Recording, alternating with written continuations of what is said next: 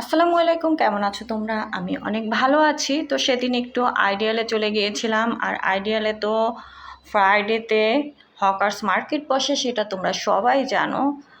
তো গিয়েছিলাম, তো সত্যি পা রাখার মতো জায়গা ছিল না, এমন একটা অবস্থা।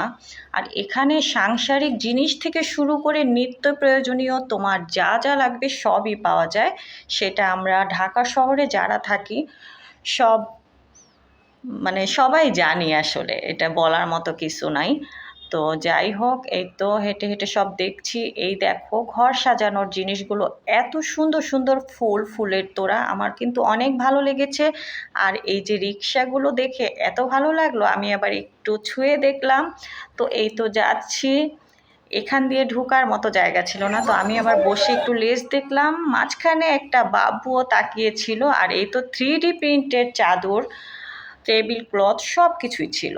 তো একটু ব্যাগ দেখছি, কি আর করা, হেঁটে হেঁটে দেখা, এই তো আর কি।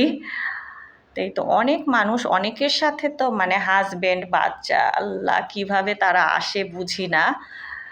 নিজেই হাঁটার মতো জায়গা পাওয়া যায় না। দেন এই তো তারপর বান্ধবী ফোন করলো, আমরা রিক্সা দিয়ে চলে যাচ্ছি বেইলি রোডে। এই তো আমাদের আড্ডা, এগুলো ভিডিও করা হয়নি তাই আমি ছবিগুলো দিয়ে দিলাম। কোল্ড কফি, দেন মোমো, তারপর আমরা আরও অনেক কিছু খেয়েছি।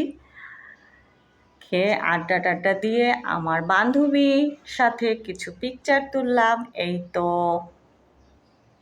দুই বান্ধবী মিলে পিকচার তোলা। দেন আমি মার্কেটে গিয়ে একটা শাড়ি দেখলাম আমার জন্য। তারপর এই তো সব শেষ। আল্লাহ হাফিজ।